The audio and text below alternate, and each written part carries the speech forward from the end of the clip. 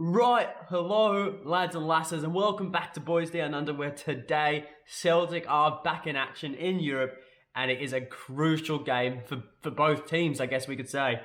And like usual, we'll be covering the game, both clubs' forms running into the match, injuries and suspensions, my predicted starting lineup, and my final score prediction. Before we get into the video though, please remember to like the video and subscribe to the channel because we're on the road to 2,000 subscribers and I'm forever grateful for those of you who decide to join us. And without further ado, let's get into it. So Celtic are set to play Ferencvaros in a very, very early Europa League clash, and it's a must-win clash more importantly. Thing is, it's not even a European night for Celtic, and it's not even a European night under the Paradise Lights. It's a European Arvo, and it sounds bloody good, am I right? But as for form, running into the match, Celtic have only lost once in their last 5 matches. Their most recent win a couple of days ago, a clinic against Motherwell. A 4-0 thumping, however, from Leverkusen was our only loss during that period. And to continue on the topic of the Europa League form, we're 0 from 2. And a poor goal difference is leaving us bottom of the group on -5, I believe. Desperate need of a win if we want to see European football after Christmas, and I don't just mean the Europa League, I mean the Conference League as well. Now, as for Ferencvaros, their most recent game was a 2-1 loss in the league, and that ended a 5-game domestic winning run for the team. And as for the Europa League, they're in dire straits, just like Celtic. They're 0 from 2 in the group, but due to their slightly better goal difference of -3, they are a slot ahead in third, but they are also on 0 points, so they're going to need a win if they want to see European football after Christmas like Celtic. Now, into the injuries and suspension side of things, and we'll begin with the visitors. So, David Seeger, I think I've pronounced that right, David Seeger, he is unavailable with injury. Then, there is also a host of players for Ferencvaros who were not included in the Europa League squad due to their late arrival to the club. And let me get through them because there's a couple, and I hope I pronounce them right. There is Frank Bolli, not to be confused with Bolli Bolingoli, Marco Marin, I hope I said that right, and Mohamed Besic. Those 3 players are usual players for Ferencvaros, but they are not included in the Europa League squad, so will not take any part in this match. And as for Celtic, you know, we have the usuals unavailable. Look, at the time of writing this, I don't think Edge will pull a sneaky here. He said in his press conference that it's Julian, Jamesy Forrest, Karamoko, Juranovic and Greg Taylor who are all out. Last time he did this, however, in the Europa League, he did surprise us with the inclusion of Kyogo and Kelmack. But I don't think any of these players are going to play. I think we can make a safe assumption here. Turnbull and Rogic, they both pulled out fine of the game, I guess you could say, on Motherwell. They got a couple bruises and knocks, but nothing to warrant a rest in this match. And also, anticipated young Adam Montgomery has gotten through first team training unscathed, and he's ready to go for the Ferencvaros game after missing the match against Motherwell. Now, with all, the one thing I do have to add though, and something that was brought to my attention yesterday because it absolutely slipped my mind, Bolingoli, someone who we all thought played, I hope everyone thought really played well against Motherwell, was not included in the Europa League squad before the group stages begun because he was really out of favour then, so he cannot take part in this game at all. The only way we could ever see him in the Europa League or in Europe is if Celtic progress to the next round where they're allowed to make changes. But with all this in mind, into my predicted starting lineup, and I know the regulars are sick of hearing this, but for the new viewers out there, this is always going to be a mix between what I want Celtic to play, so it's like my opinion over here, and then what I think and can safely assume Celtic will play. So Ange's formula here. So let's get into it. Joe Hart in goals. That's pretty self-explanatory. Tony Ralston at right back, who did play pretty well against Motherwell, I guess we could say. Cameron Carter-Vickers and Carl Starfelt as the 2 centre-halves. And props to Starfelt because he's been looking stronger and stronger each week. And against Motherwell, I think was his best performance in a Celtic jersey. But this game will be a real test to him because he's got to eliminate everything he knows about Scottish football to this point. Because this is a different ball game. This is a different beast. This is European football. And hopefully, he's up to the standard. Then at left back, we're going with Adam Montgomery. Ange has said he trained and unscathed, and he made a real point of it saying that, so that is indicating to me he will get the start ahead of Liam Scales, who really is the only other recognised left back right now.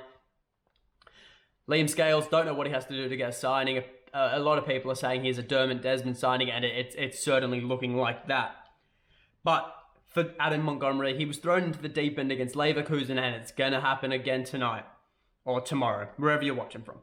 Then at CDM, Callum McGregor. Then as the box-to-box, David Turnbull. And as we all know who will be at Cam, it is Thomas Rogic.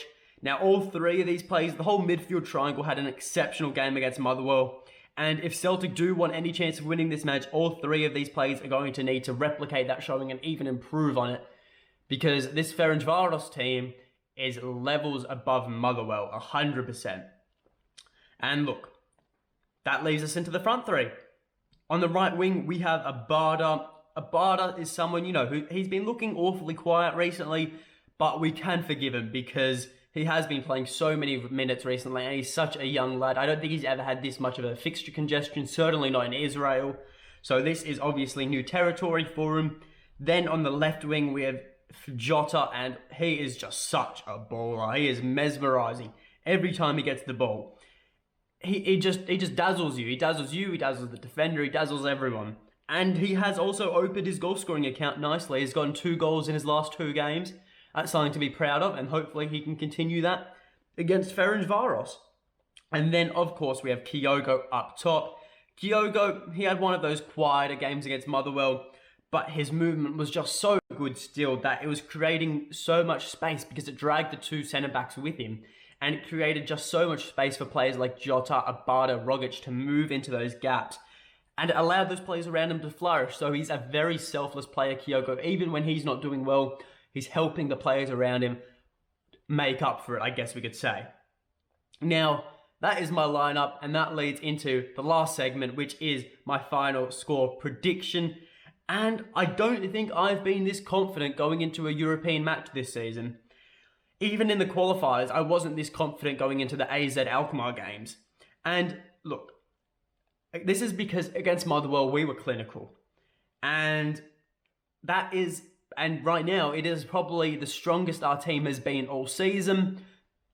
Is it the strongest it will get all season? Of course not, but for the time being, it is pretty bloody strong. And the only issue is left back, because it's either going to be Skint Montgomery, who, has a lot of energy, but is extremely vulnerable physically and defensively. But then you've also got Liam Scales, who physically is pretty superior. He's 6'2", 6'3", I believe. Really strong and is a bit of a beast. But the thing is with him, he hasn't played with the team much, so he's going to lack experience. And because he's so young and not like Bolingoli, he's going to lack that experience. And he also is going to lack the pressure, and he doesn't know what it's like to play in a European game of this quality. So either way, I can assure you, the Ferencvaros team will absolutely target that left side flank of Celtic, and whoever is partnering Montgomery or Scales in the left centre back spot is going to have their work cut out for them. And I think it's going to be Carl Starfelt, because what we've seen from the games is he's the left centre back, so it's certainly going to be an area of target for Ferencvaros. Mark my words. But nonetheless, Celtic still look extremely dangerous. And to make matters even better, it's a home game. We're playing in front of our own fans, and I think there's nothing more important than that when you're playing in a European match, is that you have the home advantage, because it is so crucial. It might not be as crucial in the league, but when in Europe, the home advantage does wonders. Absolute wonders. And because of this, I personally cannot see Celtic losing this match, which could definitely come back to bite me in the arse, but I really can't see it happening. The team is just clicking so well at the moment. But like I said for the Motherwell game, Celtic will only win the match, and if they play to the intensity Ange requires for the full 90 minutes. If Celtic don't perform or don't hit that intensity required for Ange's formula, I guess you could say, to work, then it won't work. Won't work. We'll walk away with less than 3 points. And for a home European tie against the worst seeded team in the group, 3 points has to be the minimum. You need a 3 points regardless. You cannot take anything less than that. And the current state of the group, Celtic desperately need points, and we need to be getting ahead of Ferencvaros to allow ourselves the chance of European football after Christmas. But in saying all this and in rambling all of that, if we do play to that intensity for the full 90 minutes, then we will win. 100% we will win. And I'm saying that a 3-0 win will come as a result of that. And it's going to be in front of a pretty much packed out Paradise, and there's nothing better than that, honestly, in the world of football. Best fans in the world, and it's going to show at like 3 p.m. in a Scottish Arvo. But that is all from me. Leave your score prediction in the comments below. Remember to like the video. Remember to subscribe to the channel. But until next time, hail, hail.